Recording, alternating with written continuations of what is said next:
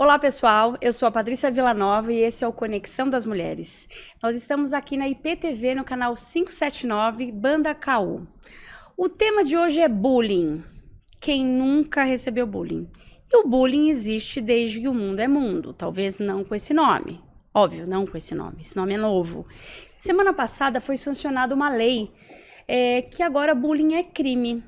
E a gente vai discutir esse assunto aqui da visão de um delegado, que é da divisionário da polícia do DEIC, do crime cibernéticos, é isso, né, doutor? Sim. E também com a Vanessa Abdo, a nossa embaixadora, que sempre está aqui com a gente, olhando do ponto de vista da família e do ponto de vista psicológico. Sejam muito bem-vindos e obrigada pela presença. Tava com saudade de estar aqui, hein? Olha como a gente tá estrelado hoje, delegado. Hoje a gente tem que tomar cuidado com o que fala, né? Cuidado, gente. Eu que agradeço o convite de vocês, uma honra estar aqui com vocês. Doutor, é isso, né? O bullying sempre existiu na nossa vida, não é? E a impressão que a gente tem é que ele vai continuar existindo, né? Assim como o crime, assim como gente honesta, assim como todas as atividades hoje que movem uma sociedade, né? A lei vir para dar uma punição a quem o pratica não vai inibir dele acontecer se a gente não der um passo atrás e pensar de onde veio o bullying, né? É uma coisa muito interessante porque é um comportamento, né? A história da humanidade ela tem os mesmos comportamentos ao longo da sua história. E alguns comportamentos que são mais aviltantes, por assim dizer, da vida em sociedade, eles são transformados em condutas criminosas, né? Matar alguém, por exemplo, né? Em todo o planeta, em todo o país do mundo, você não pode tirar a vida de uma pessoa. Por quê? Porque tirar a vida é algo extremamente aviltante.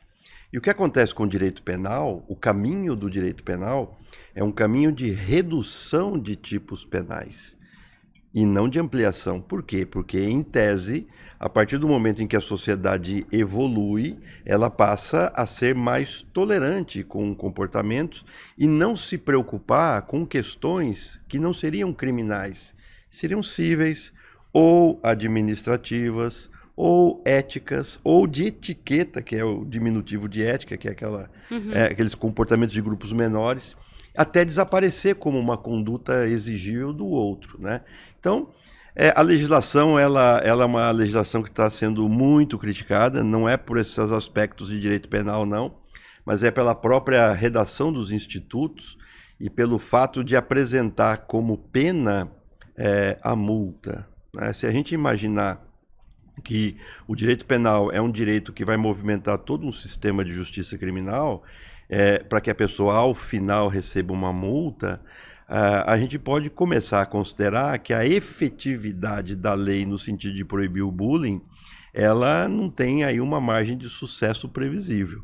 Mas, talvez, o maior ponto positivo dessa lei foi jogar luz nesse assunto e discutir se bullying, né, é uma questão comportamental, faz parte da vida da criança e do adolescente, precisa acabar no meio adulto, ou nós vamos criar os nossos filhos dentro de bolhas de comportamento que, eventualmente, para o mercado de trabalho, essa bolha não vai mais existir. Então, é esse tema todo aí. E aí, Van, eu quero que você dê uma pitada aqui, mas antes disso eu quero falar uma coisa. Eu acabei de receber agora uma mensagem que saiu um estudo que agora a nova geração, uma universidade que fez 20% dos jovens que estão indo em entrevistas de emprego estão acompanhados dos pais, de um dos pais.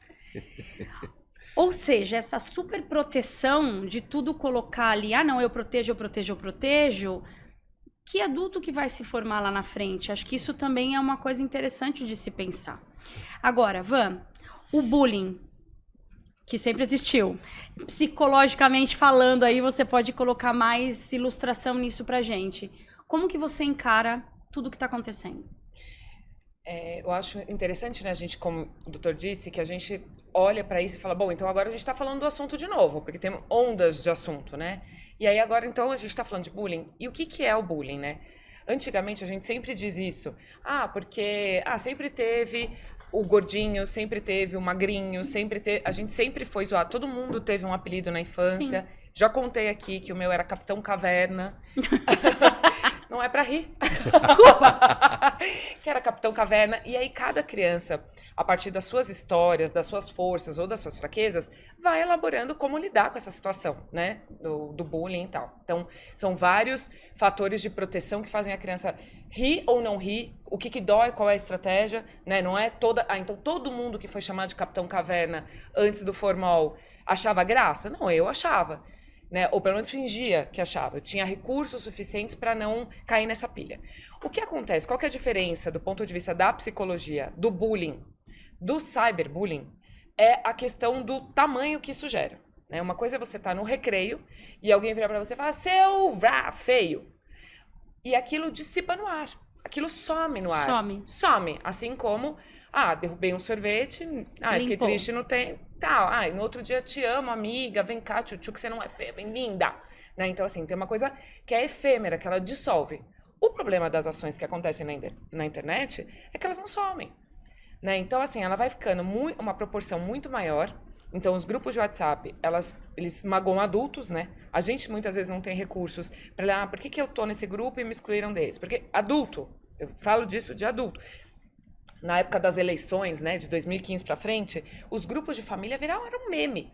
Porque, porque saiu, porque a minha tia que votava nesse, que eu não sei quem votava naquele. Então, as pessoas brigavam por conta de política, que não era uma coisa comum no Brasil antes. Uhum. E muito exaltado, exagerado nas redes sociais, né? As pessoas... Eu vi a minha tia, eu vi muito bem aquela tia que põe a passa no arroz defendendo fulano, mas não sei o quê. Então, assim, só que isso foi criando um tamanho exagerado. E como o tamanho exagerado também pega nas crianças num lugar que dói mais.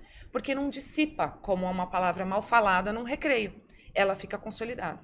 E aí, quando a gente acrescenta elementos nessa cena, a coisa fica muito complicada. Que é, por exemplo, alguém dizer, nossa, você viu que a menina... Eu vou ter que tomar cuidado com as palavras, porque eu queria muito que, eventualmente, em alguma situação, se esse conteúdo aqui escapassem para as crianças... Né? Porque normalmente eu falo muita bobagem no nosso divertido, né? Porque é um conteúdo para adultos. Mas hoje, se eventualmente chegar nos adolescentes, eu queria que os nossos conteúdos, o meu principalmente, que falo mais bobagem, passassem por eles. Então, se uma criança antigamente falasse uma coisa com uma conotação de namoro, alguma coisa assim, ela também passava, você ficou com fulano, você é, sei lá o quê. Passava. Agora, quando você posta foto de uma criança, de um adolescente, num site, num grupo de WhatsApp, e isso perpetua, a dor é muito maior, ela não é igual.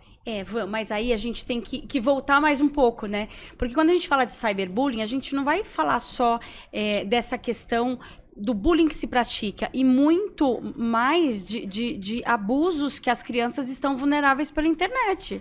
Dentro das nossas casas, enquanto pais, a gente tem além de educar os nossos filhos para não praticar bullying e para saber identificar o que de fato é algo agressivo ou algo passageiro, né? E não se magoar com aquilo a ponto de carregar para sua vida e te trazer um trauma, né? Porque muitas vezes pode acontecer. Você não ficou traumatizada com o seu apelido porque você tinha ali alguma coisa dentro de você, um recurso que falava, isso é brincadeira. Mas tem criança que não, que leva aquela ofensa como uma verdade, né?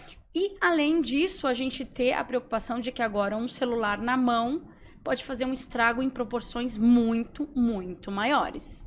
E faz. E faz, né, doutor? E faz. Esse ponto é muito interessante porque quando a gente fala, né, bom, e agora? O que a gente vai fazer? Essa é a pergunta. A gente tem um planeta novo desde a pandemia. O que aconteceu com a pandemia? Todo mundo foi para a rede, todo mundo foi para a nuvem. Então a escola foi para a nuvem. Foi. O governo foi para a nuvem.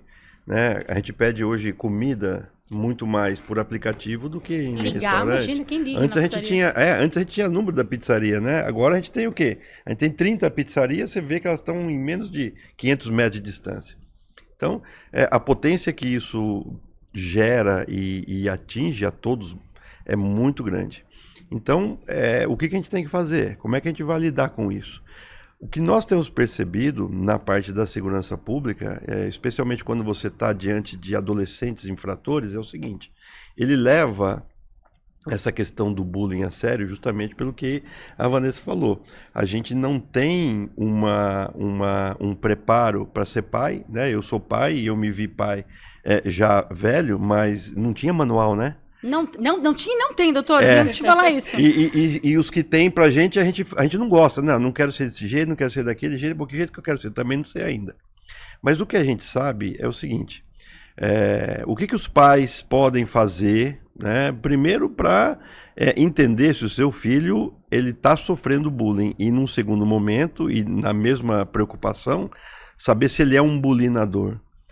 Junto com o telefone celular do que o pai entrega para o filho, e hoje todos os adolescentes têm um telefone celular, ele tem que ter um aplicativo de monitoramento, em que ele vai ver tudo que o filho dele fala, aonde ele acessa, vai poder limitar esse acesso, vai poder proibir, por exemplo, do telefone funcionar no período que ele está na escola, à exceção se a escola pedir para usar para uma atividade ou outra.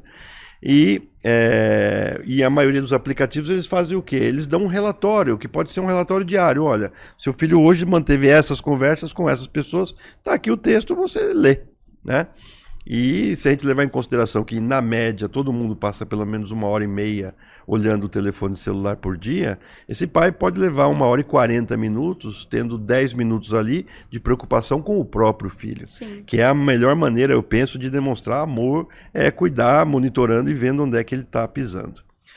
As escolas, o que as escolas podem fazer hoje diante desse cenário? A gente viu nascer há 3 anos atrás uma nova base nacional comum curricular, né, especialmente para ensino fundamental 1 e 2, em que a escola pode dar alguns momentos formacionais, uma carga horária de 10, 15 ou 20% de conteúdos que são interessantes para o jovem daquela região onde ela está inserida. E a gente percebe que a geração que está aí, a dificuldade que a geração que está aí, estou falando para quem é adolescente hoje, né, de 12 a 18 anos, ela basicamente ela se funda em 2 linhas. A primeira delas é uma educação financeira. Sem dúvida. Porque o moleque ele está se sentindo triste e aborrecido com um telefone celular de 15 mil reais na mão que tem acesso a 800 canais de TV na casa dele. E ele fala que não está passando nada. Por quê? Porque a educação financeira, às vezes, não permite ele ver em que posição do estamento social ele se encontra.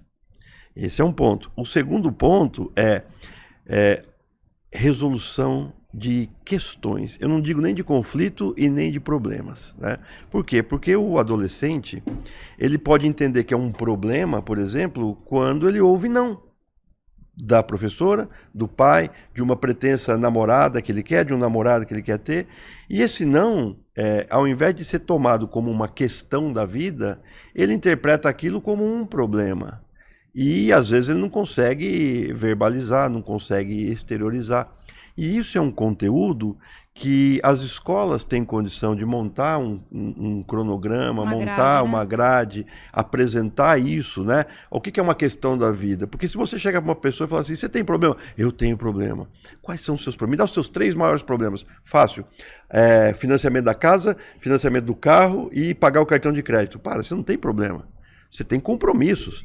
Porque se o banco te deu crédito, é porque você é uma pessoa economicamente viável. Isso não são problemas que você criou para você. Não, e é uma vida adulta, né? E é uma vida adulta. Como chama isso? Adulto. Exato, isso são os compromissos da vida, né? Nossa, eu estou devendo no cartão de crédito, você consumiu, né? Justo que você pague por isso. Te deu prazer? Puta, mas eu queria tanto nesse restaurante e agora eu vou ter que pagar a fatura. Poxa, então tem um pouco mais de educação financeira e entenda que isso não é um problema. Isso é uma questão da vida, é um compromisso. Não, eu acho interessante porque o que eu percebo muito no consultório, que tem muito a ver com isso que você está dizendo, é uma frase linda, uma poesia, né? Vamos à poesia do momento. Eu disse que eu ia prestar atenção no conteúdo. Mas é o famoso o poste mijando no cachorro, né, gente? Tá complicado. É o poste mijando no cachorro. A gente vê que os pais, eles não têm o menor controle sobre os filhos. Eles não têm. Ai, não, mas e a privacidade da criança? Não tem. Legalmente não tem.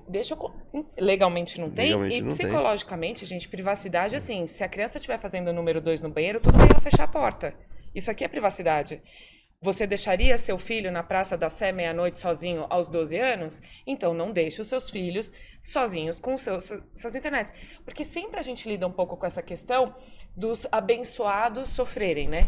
Ai, meu filhinho tão tchutchuquinho, coitadinho, você não sabe. Chamaram ele de feio no recreio. Sim, amor, o que seu filhinho, esse abençoado aqui que você tem, tá fazendo com os amiguinhos dele?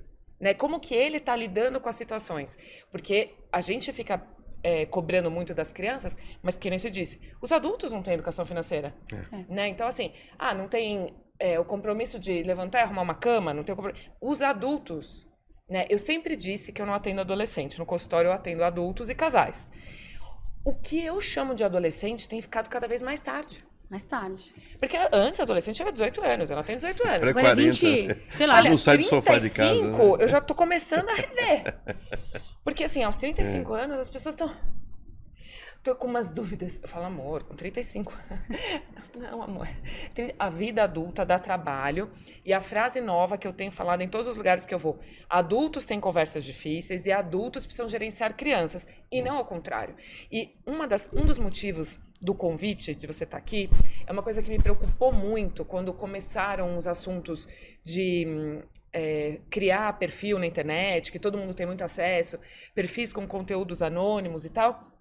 E eu fiquei muito preocupada com as crianças, mas pasmem, a minha maior preocupação foi com a reação dos pais dessas crianças.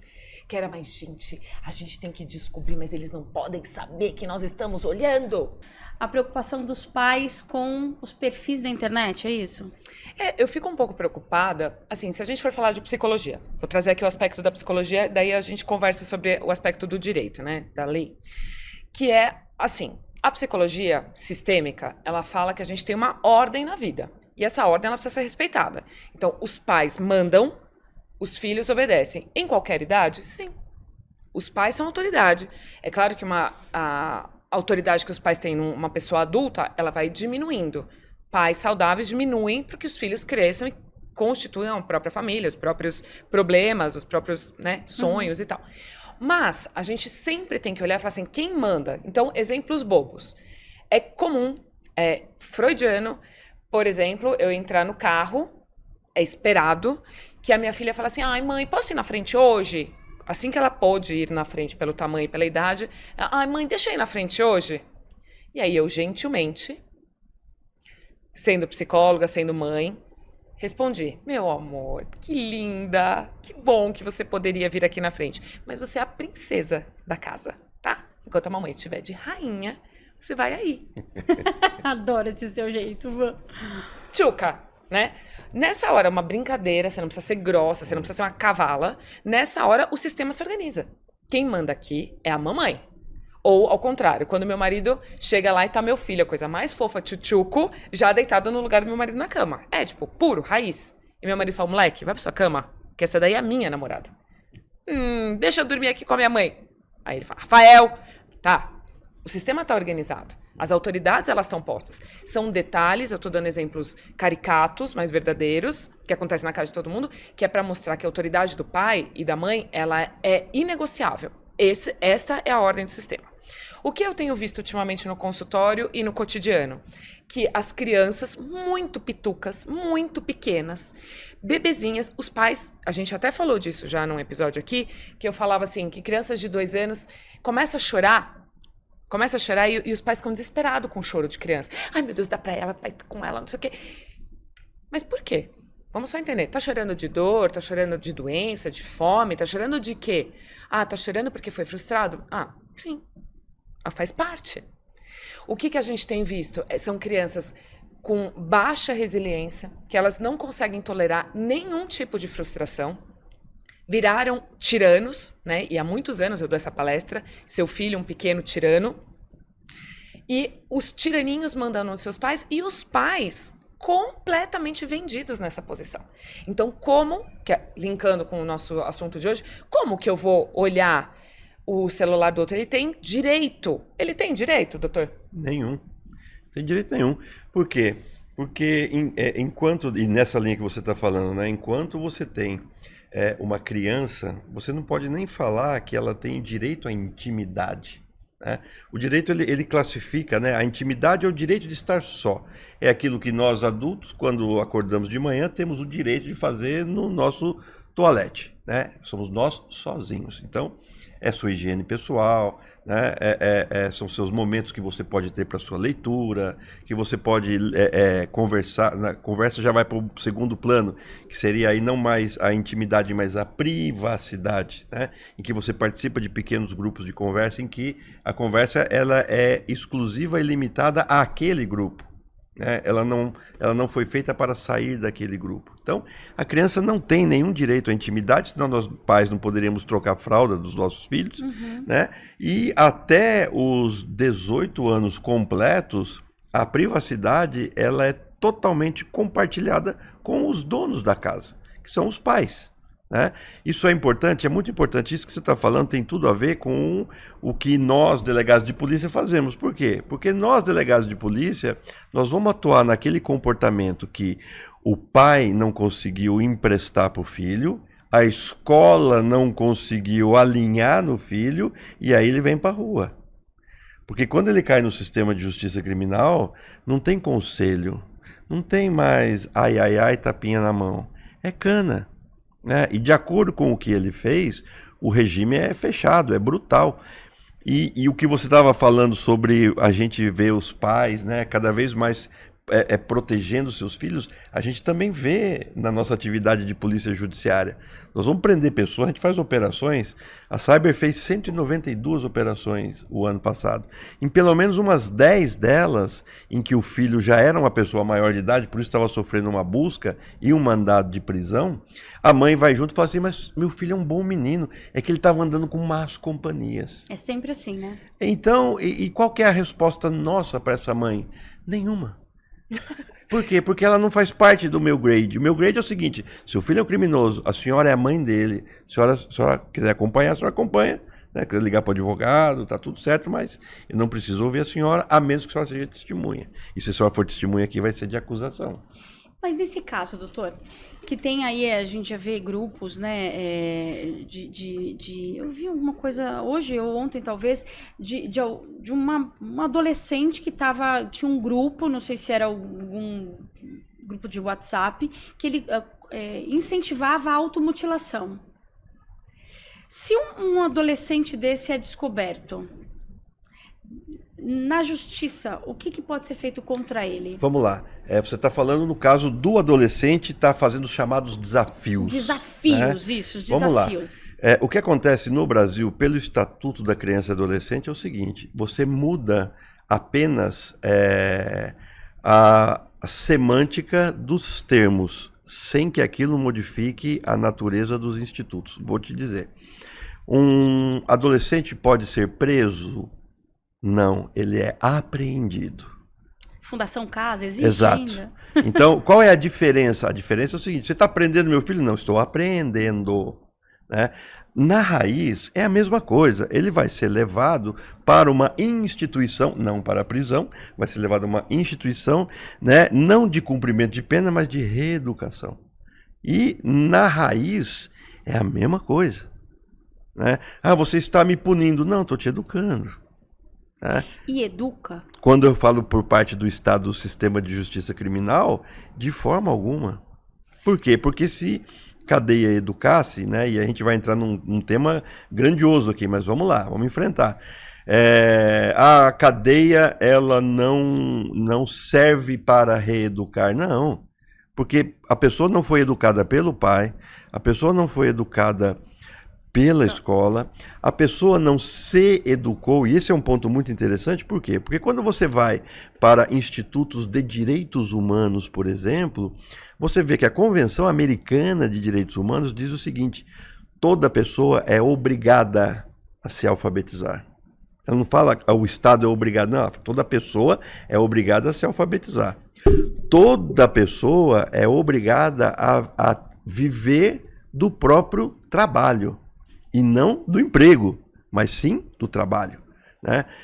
E toda pessoa é obrigada a cumprir a lei. Então, se você pegar só esses 3 postulados, que são postulados de direitos humanos, que servem para que a gente viva em sociedade melhor, você já percebe que antes de se exigir alguma coisa dos pais, da escola ou do Estado, eu preciso ver se eu estou cumprindo com o meu papel. Cidadão. De cidadão, mesmo sem ter título de eleitor, mas eu tenho que viver do meu trabalho e não do meu crime, porque crime não é trabalho. E aí o sistema de justiça criminal, ele vai para cima do adolescente que está praticando esse tipo de conduta, né? Ah, vocês prendem esse adolescente? Não, a gente apreende. E mais, olha que coisa interessante. Nós na Cyber, quando nós nos deparamos com esses pais que são extremamente lenientes, no sentido de, olha, eu não consigo mais controlar esse garoto, né? O que eu faço? Bom, se você não sabe, nós vamos propor que o Ministério Público ele faça o quê? Destitua o poder familiar do pai e da mãe, que seria antigo pátrio poder, e entregue esse adolescente à adoção, para alguém que consiga dar a ele um limite. Porque viver na sociedade é preciso se respeitar os limites, né? Aquela questão de o seu direito vai até onde começa o meu. Exato. Mas é que, sabe o que me chama a atenção, que eu acho que a gente não vai poder deixar passar? Que é um recorte social que a gente tem aqui, né? A gente fala muito disso, só consigo imaginar como que isso seria numa escola num público A, né? Assim, a gente não tem essa conversa, né? Porque os pais, além de terem muito pouca... Assim, eles não são acessados, não é uma conversa que a polícia chega, né? Assim, eles têm essa sensação de impunidade, de que nada vai acontecer com meu filhinho rico, de que essa terra de ninguém, de que... Não tem isso. Então, peraí, doutor, só um pouquinho. Eu acho que não é essa sensação de essa terra de ninguém, não é só das crianças.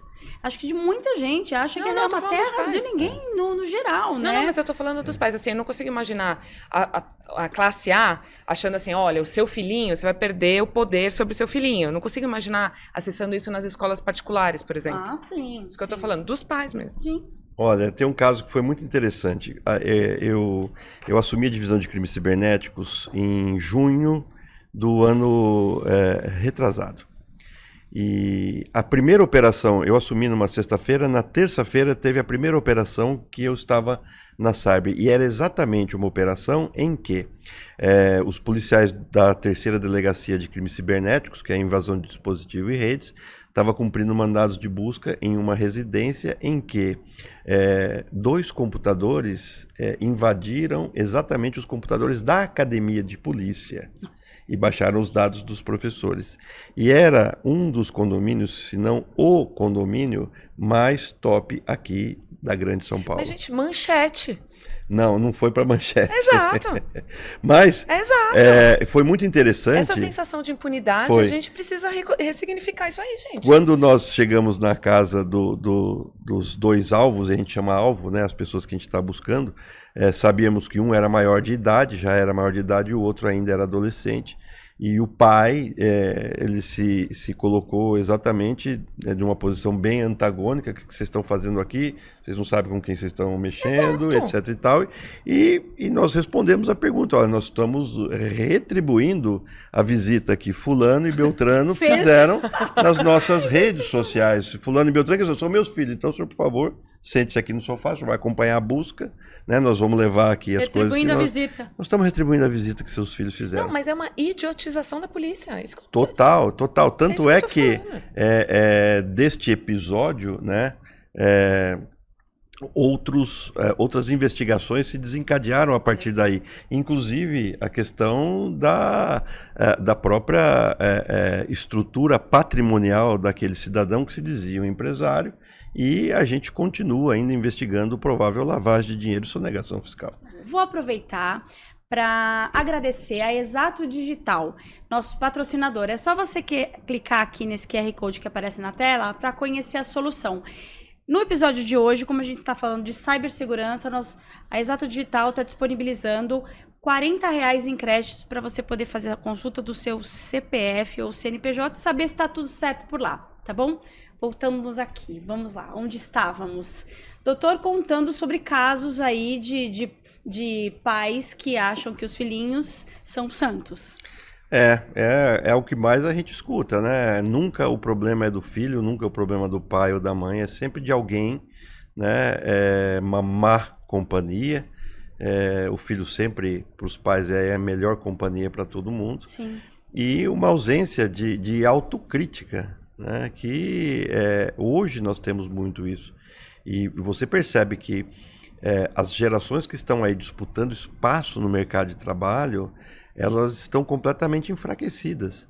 Basta ver quem éramos nós na idade produtiva dos nossos filhos, né? Onde é que a gente estava? Se a gente já estava trabalhando, se a gente já estava estudando, o que a gente já estava fazendo, qual era o apoio que nós tivemos dos nossos pais, né? E se isso fragilizou ou fortaleceu a gente, né? Porque esse é um grande desafio, né? O pai é o cara que vai dar o norte, né? E se assim se espera, né? E se eu não tiver pai? Será que eu não vou poder adotar um pai de um amigo, ou um pai imaginário, ou eu vou ter que assumir esse papel e fazer alguma coisa? Porque a teoria é da evolução, né? E não da involução. E a gente começa a perceber que as pessoas têm acesso aos melhores bens de consumo do planeta. Nós temos uma altíssima tecnologia nos nossos aparelhos celulares em que a gente poderia estar acessando conteúdos que nos iriam gerar competências e habilidades, por exemplo, para trabalhar. Sim. E a gente às vezes se perde em futilidades e a gente perde um tempo lascado com isso. Duas coisas. Você falou de coisas que a gente podia estar pesquisando na internet. Eu sou muito a favor de que a escola, algumas já devem ter, mas que tivesse numa grade curricular, não só aula de matemática, português, né, história, geografia, né, mas essas aptidões, esses soft skills que a gente fala no mercado de trabalho hoje, que é tão utilizado. Porque gestão de conflitos, né, algumas coisas nesse sentido que o cidadãozinho que está se formando, ele pudesse saber o que é aquilo. Ou, esses dias eu vi um livro, se eu não me engano, você deve conhecer, chama Emocionário. Não. É um livro para criança, onde lá fala sobre as emoções, o que quer dizer cada emoção. Tem alguns outros. Porque, às vezes, as crianças, dependendo da idade, não sabem expressar o que é isso que eu estou sentindo. E se você tem alguma coisa na escola que prepara... teve uma briga na sala, que acontece, óbvio. Vamos resolver isso de uma forma diferente? Mas não. Todo mundo ficar quieto, vai para a diretoria, vamos continuar com a nossa aula de português aqui. E elimina aquilo como se não sendo uma coisa que o dia a dia e que lá na vida vai acontecer. Na vida adulta vai acontecer isso de uma maneira, de outra. Então, se a gente tivesse um preparo melhor, desde cedo, e cada um cumprindo seu papel. Os pais em casa, na questão da educação, a escola complementando na alfabetização e o governo, o Estado, seja lá quem for, tendo as suas obrigações de punir quem desviar dessa conduta de afetar o outro, né? Então, Van, eu queria que você... A gente, infelizmente, vai ter que finalizar daqui a pouquinho aqui, mas eu queria que você deixasse a sua mensagem, enquanto psicóloga, uma mensagem para os pais, porque no final do dia, a culpa sempre é dos pais, né? Sempre, doutor. Já percebeu? O bullying é problema dos pais. Problema dos pais. Que recado que você deixa? Acho que a gente tem que estar muito atento ao fato de que o sonho de todo oprimido é se tornar opressor. Quando uma criança pratica bullying, quando ela tenta oprimir o outro, por que esta criança está se sentindo oprimida? Porque ela está enfraquecida na sua autoestima? Porque ela não teve oportunidades de acesso? Porque está faltando recursos em casa? Porque está faltando recursos na escola? Porque os pais perderam as suas autoridades em cima dessa criança? Porque essa criança é um grande tirano? A gente precisa olhar essa criança, não só ela como uma pequena vilã, né, puxa, mas você não está percebendo que essa criança está vilanizando, está apavorando as outras crianças? Mas também num lugar de vítima. Mas não num vítima de, tadinha dela. Não nesse sentido. Mas o que está fazendo com que essa criança provoque dor no outro? Porque a gente só provoca dor no outro quando doeu na gente. E isso pode aumentar absurdamente no futuro, né? E isso que eu começando a falar lá. Antes era só uma palavra feia que dissipa no recreio. Agora essa dor, ela pode ser enorme, ela pode colocar na internet, ela pode postar uma foto constrangedora do colega, do amigo, da namorada, do namorado. Ela pode fazer coisas cruéis com os outros, porque ela tá querendo chamar atenção, que é um clichê da psicologia, mas querendo chamar atenção em que nível? O que essas crianças são capazes de fazer para chamar atenção numa escola? Né? A gente foi vendo exponencialmente que elas podem colocar a própria vida em risco e a vida das outras pessoas em risco. Tantos ataques que tiveram, né, nos últimos tempos em escola. Então a gente precisa olhar isso como um potencial de destruição muito maior e a gente tem subestimado. Então, para finalizar a minha fala, não existe solução simples para problema complexo. O bullying é um problema complexo. Ele não é banal como a gente lidava antigamente, porque o alcance do bullying antigamente era dissipado no recreio. E agora tem consequências graves, irreversíveis muitas vezes, né? Tanto do ponto de vista de sofrimento de si quanto do outro, e também porque a gente precisa estar atento e, como o doutor bem disse, a questão da intimidade, da privacidade. A gente precisa monitorar essas crianças, porque a gente não deixa nossos filhos na Praça da Sé às 10 da noite sozinho. Muito bem. Doutor, do ponto de vista da polícia e de toda a sua experiência nesse contexto, qual que é o papel hoje dos pais, enfim, das pessoas que cercam as crianças em relação a isso? Bom, primeiro, e partindo aí do que a gente vê no nosso dia a dia, o papel do pai é ser pai, o papel da mãe é ser mãe, né?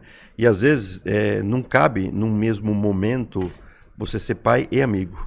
Exato. Né? Você tem que, às vezes, explicar para o seu filho que não também é resposta.